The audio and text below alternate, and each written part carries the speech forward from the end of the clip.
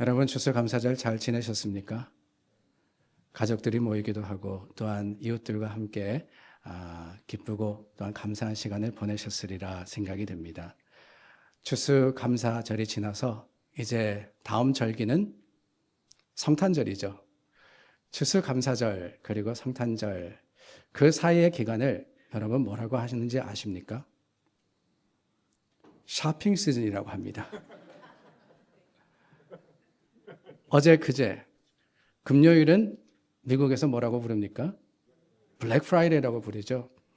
여지껏 적자였다가 그날 하루 벌어들이는 돈으로 흑자로 전환된다. 그래서 블랙 프라이데이라고 하고 요즘 새로 생겼습니다. 토요일도 특별한 날입니다. 혹시 아시는 분? 그렇죠. Small Business Saturday. 아니 금요일 날 백화점에 가고 큰 상점들만 찾아가다 보니까 동네 가게들이 안 된다. 그래서 토요일은 동네 가게 가서 팔아주자. 그래서 이 스몰 비즈니스 세러데이가 생겼답니다. 내일은 사이버 먼데이. 잘 아시네요.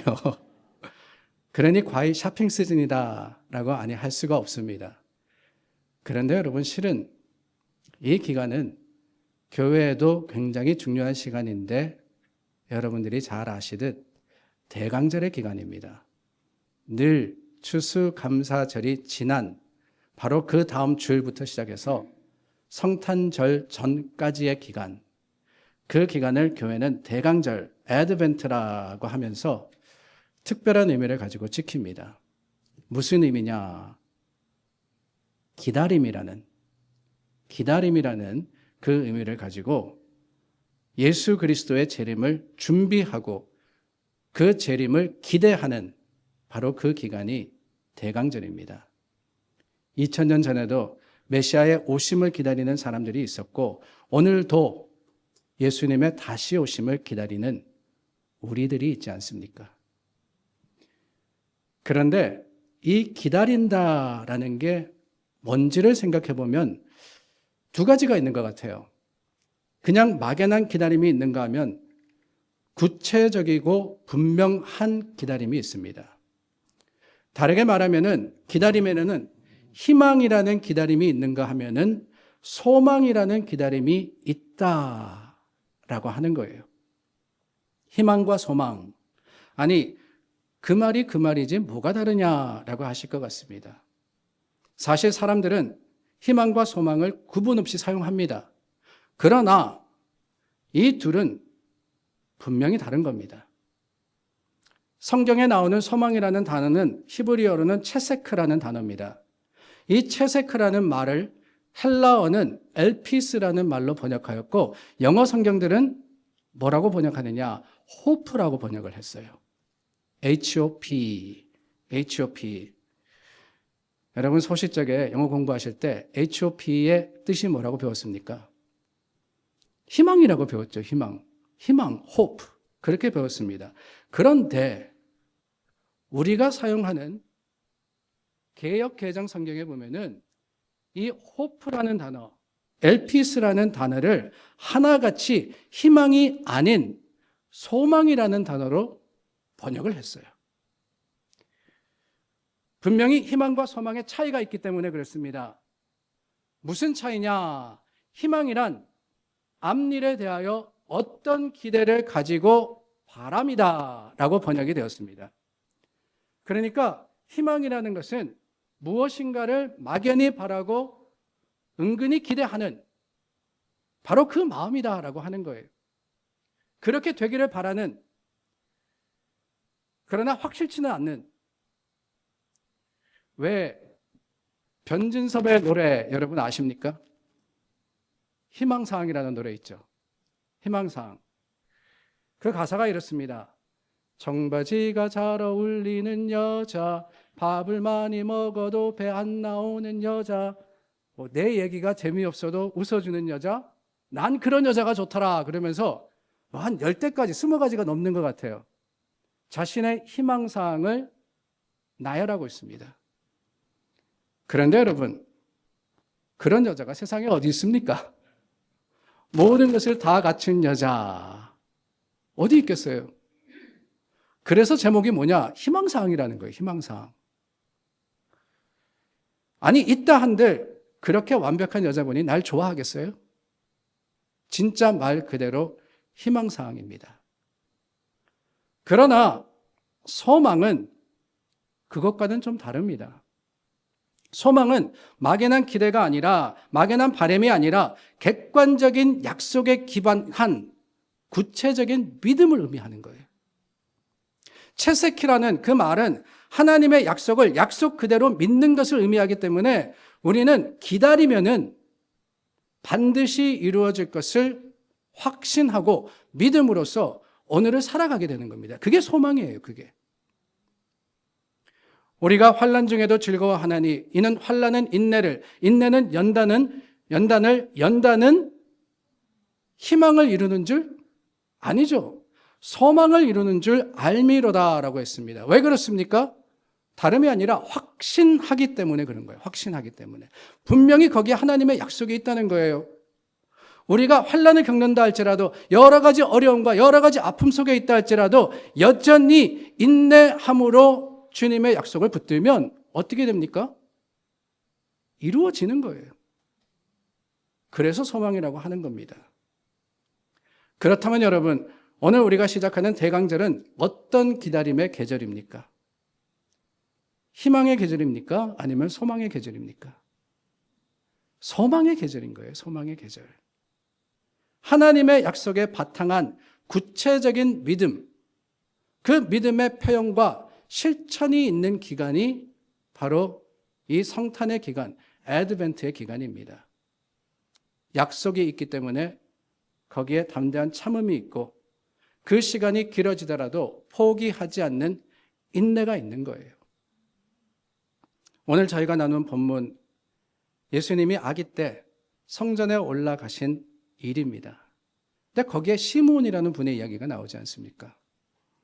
예루살렘에 시므온이라 하는 사람이 있으니 이 사람은 의롭고 경건하여 이스라엘의 위로를 기다리는 자라. 성령이 그 위에 계시더라. 시므온이 어떤 분입니까? 사실 우리는 모릅니다.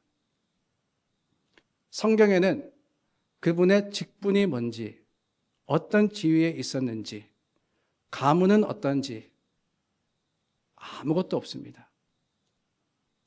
그냥 이름만 소개되어 있어요. 그런데 대신에 그분에 대해서는 말씀하십니다. 이 사람은 의롭고 경건하여 라고 했죠. 여러분, 저는 이게 참 감사합니다. 오실 메시아를 기다렸던 시므온, 성경은 그의 위치나 자격을 세상의 기준을 가지고 말씀하지 않더라는 거예요. 어쩌면 예수님을 만난다는 것은 계급장 떼고 있는 모습 그대로, 아니 그 신앙의 모습에 달려있는 것이지 그 사람이 어떤 위치에 있느냐, 무엇을 가졌느냐 거기에 달린 것이 아니기 때문이 아닐까요? 목사라야 예수님과 늘 동행하는 게 아닙니다. 장로, 집사, 권사만 예수님을 만나는 게 아니에요. 더 중요한 것은 하나님이 보시기에 어떤 모습이냐 하는 거라는 거죠. 의롭고 경건하다. 세상의 논리가 아닙니다. 하나님의 길을 걷는 사람, 신앙에 열심인 사람, 그 사람을 하나님이 만나주신 거예요. 이게 감사의 제목 아니겠어요? 그렇다면 여러분, 의롭고 경건했다. 그 자격을 갖춘 시므온, 이렇게 살 수 있었던 이유가 무엇이겠습니까? 성경은 두 가지를 말씀하십니다. 첫째, 그는 이스라엘의 위로를 기다리는 자였기 때문이다 라고 하고 있어요. 다시 말하면 하나님께서 약속하신 메시아를 기다렸기 때문에 그 기다림으로 인해서 의롭고 경건한 삶을 살았습니다. 하나님에 대한 구원의 확신이 있었고 예수 그리스도가 오실 것을 소망하는 사람은 그런 거예요. 의롭고 경건하게 살아가게 되어 있습니다. 아니, 의롭고 경건하기 때문에 예수님의 다시 오심을 기다리는 게 아니고요. 예수님의 다시 오심을 확신하기 때문에, 소망하기 때문에 오늘 주어진 시간에 최선을 다해서 믿음으로써 하나님의 뜻을 살아가는 것, 그게 바로 시므온의 모습이었어요. 지금도 그렇습니다. 주님께서 곧 오실 것을 믿는 성도는 오늘을 허투루 살지 않습니다. 그렇지 않겠어요? 주님 언제 오실지 모르니까 오늘이든 내일이든 뭐 오실 때 오시겠지 그러면은 오늘 주어진 시간에 최선을 다할 리가 없습니다. 그러나 예수님 오늘이라도 오실 수 있고 지금이라도 나를 부르실 수 있다. 그 깨달음을 가지고 살아간다면은 주님 앞에서 우리에게 받은 이 한 시간이 얼마나 귀하겠어요. 그렇지 않겠습니까, 여러분? 지금이 11시 40분인데 예수님 12시에 오십니다. 그러면은 여러분 20분 동안 뭐 하시렵니까? 모르긴 몰라도 여기 다 엎드려져 가지고 눈물 콧물 쏟으면서 기도할 거예요. 의롭고 경건하게. 소망이 있는 사람은 그렇다는 겁니다. 시므온이 어떤 특별한 자격을 갖추었어가 아닙니다. 분명히 주님 오실 것을 알았고 그 주님의 말씀이 이루어질 것을 확신했기 때문에 평생을 하나님의 말씀을 따라서 살지 않을 수가 없었던 것이지요.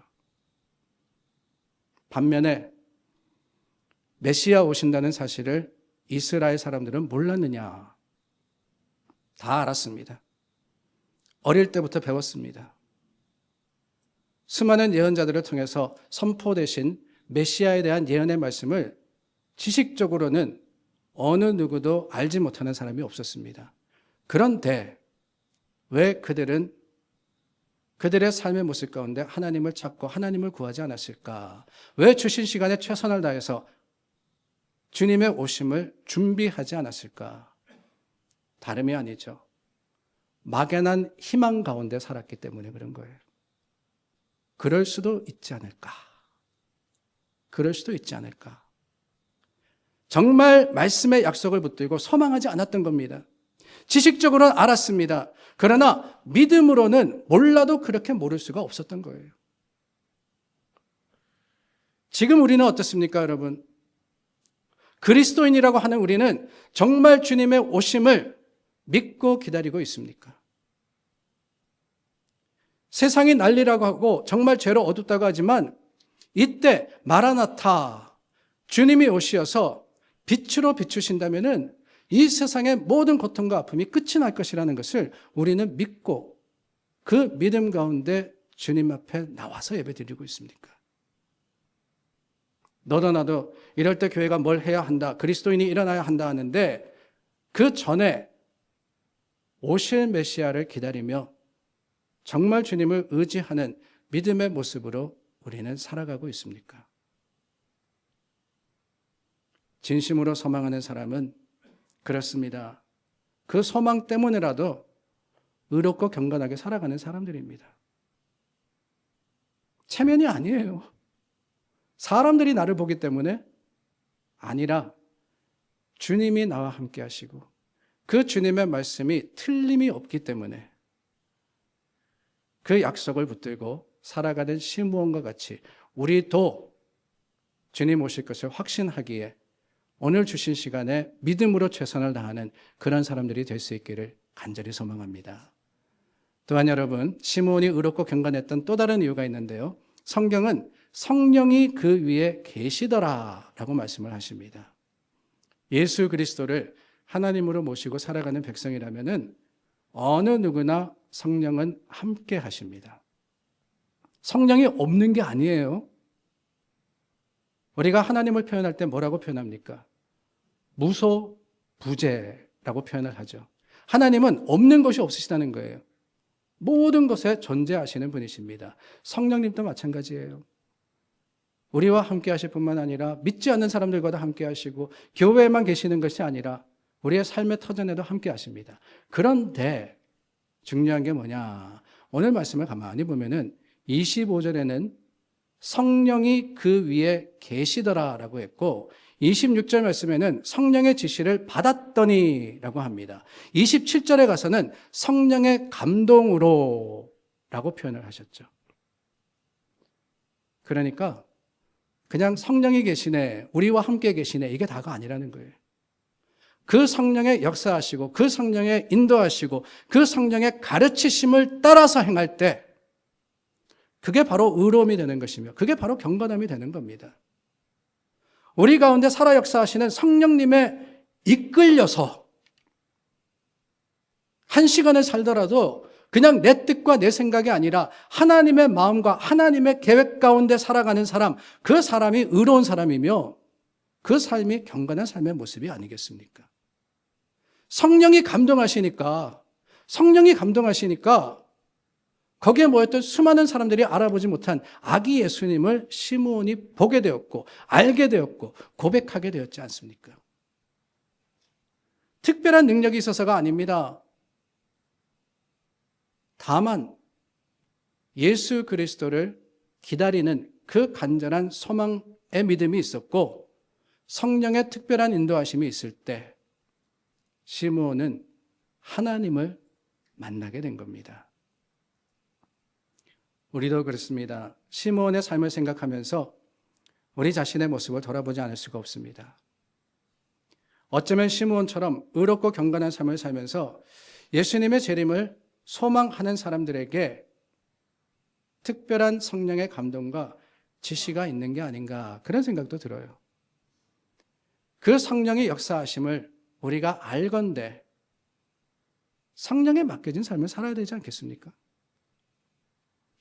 주일 이 자리 교회에서만 성령 충만할 것이 아니라 교회 오면은요 너도 나도 다 성령 충만해 보여요. 들어오시는데 여러분 성령으로 그냥 얼마나 기뻐하시면서 들어오시는지. 근데 문제는 앞모습이 아니라 뒷모습이잖아요. 교회 오실 때는 다 웃고 오지만 교회 나가시는 그 뒷모습이 아름다워야지만 세상을 살아가면서 월요일부터 토요일까지가 성령 충만한 삶이어야지만 시므온과 같은 특별한 은혜를 받을 수 있다라는 사실을 기억하고 주님 안에서 24시간 1년 365일 성령의 인도하심을 따라 사는 우리가 될 수 있도록 주님께 맡기기를 원합니다. 성령께서 시므온을 감동하셨을 때 시므온이 메시아를 알아봤습니다. 그리고 그 하나님을 찬송하죠. 하나님을 만난 사람에게 주신 특별한 은혜가 여기 있습니다. 29절에 이렇게 찬양을 합니다. 주제여라고 시작을 해요. 주제여. 여러분 주제여가 무슨 뜻인지 아십니까?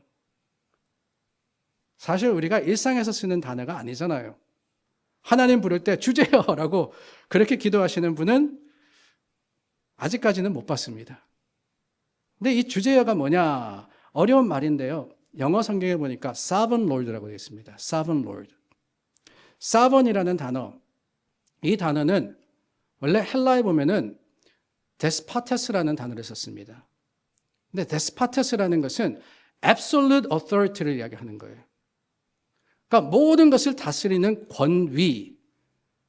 그러니까 하나님인데 어떤 하나님이시냐? 모든 것을 절대적으로 다스리시는 분, 그 하나님을 시므온이 찬양합니다. 그런데 그 다스린 절대적인 권위가 뭐냐? 도대체 하나님의 권위가 어떤 것이냐? 저는 다름이 아니라 삶과 죽음을 주장하시는 것이라고 생각합니다. 하나님이 권위를 가지고 우리 삶에 역사하시는데 우리에게 돈 많이 벌게 하시고 건강하게 하시고 그게 다가 아니라 우리가 해결할 수 없는 문제, 그 죽음이라는 문제를 하나님은 다스리시기 때문에 sovereign lord, despotes, 주제의 하나님을 이 시므온이 고백한 거예요. 그래서 계속해서 이야기합니다. 주제여, 이제는 말씀하신 대로 종을 평안히 놓아 주시는도다. 무슨 말씀을 하시는 거냐? 시므온이 어디 붙잡혀 있던 게 아닙니다. 죽음을 이야기하는 거예요. 내가 평생토록 메시아를 기다렸더니 주님께서 하루하루 내게 삶을 더해주시다가 이제 마침내 예수님을 만났을 때 주님이 나에게 평안한 죽음을 주십니다. 그 평안한 죽음, 다른 게 아닙니다. 신앙적으로 이해하는 죽음, 그것은 다름이 아니라 하나님께서 주시는 복된 죽음을 이야기하는 거예요. 메시아를 만났기 때문에 기쁨과 감사로 그 죽음을 맞이할 수 있습니다. 여러분, 얼마나 부러운 일이에요. 얼마나 부러운 일입니까? 세상 많은 사람들 그 죽음을 두려워합니다. 그 죽음을 염려합니다. 죽음을 무서워합니다. 그 죽음 때문에 슬피 눈물 흘립니다. 그런데 그리스도인들은 다르잖아요. 예수님 믿지 않는, 교회 다니지 않는 사람들이 가장 이상하게 생각하는 것 중에 하나가 뭔지 아십니까? 기독교 장례식에 갔더니만 우는 사람이 하나도 없더래요. 우리는 알고 있습니다. 왜 울지 않는지. 여러분, 장례식에서 왜 우리가 울지 않아요? 슬픔의 자리가 아니기 때문에 그래요. 승리의 자리입니다. 하나님께서 우리에게 주신 영생의 자리입니다. 하나님께서 우리를 통해서 역사하시는 그 놀라운 생명의 현장이기 때문에 우리는 눈물이 아니라 기쁨으로 주님을 찬양하는 거잖아요. 요한계시록 14장 말씀해 보니까 또 내가 들으니 하늘에서 음성이 나서 이르되 기록하라. 지금 이후로 주 안에서 죽는 자들은 뭐라고요? 복이 있도다. 성령이 이르시되 그러하다. 그들이 수고를 그치고 쉬리니 이는 그들의 행한 일이 따름이라. 복된 죽음, 영원한 쉼. 사랑하는 여러분, 여기 계시는 대부분의 여러분들은 저를 포함해서 모르기는 몰라도 산 세월보다 남은 세월이 훨씬 짧습니다. 얼마 남지 않았어요. 그 시간을 바라보며 우리도 이렇게 노래할 수 있을까? 하나님 감사합니다. 하나님, 그 죽음이 감사합니다.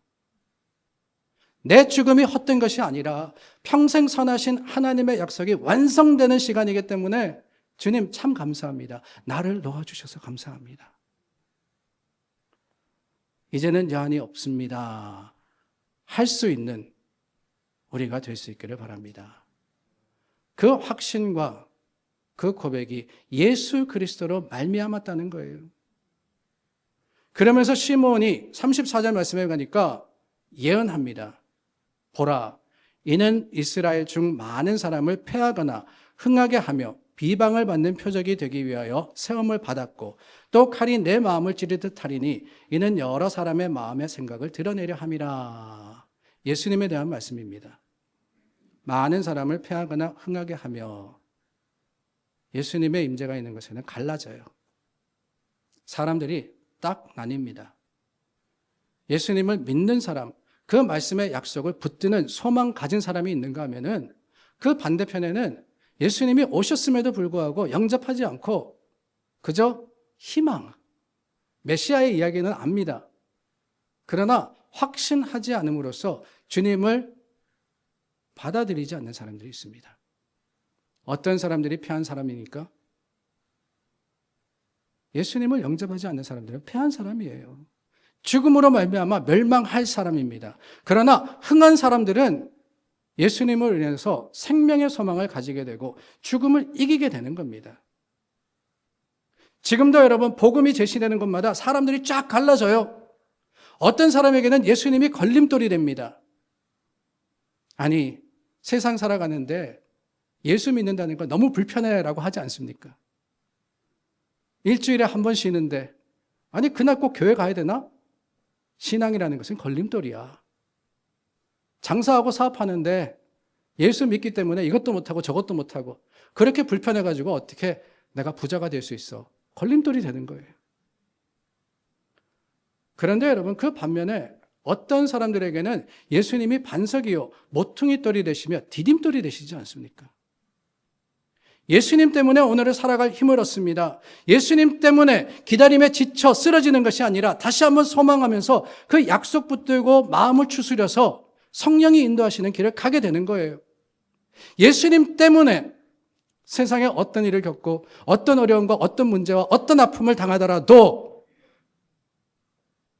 우리는 여전히 찬송할 수 있습니다. 이게 다가 아닌 것을 알기 때문에. 죽음마저도 이기셨는데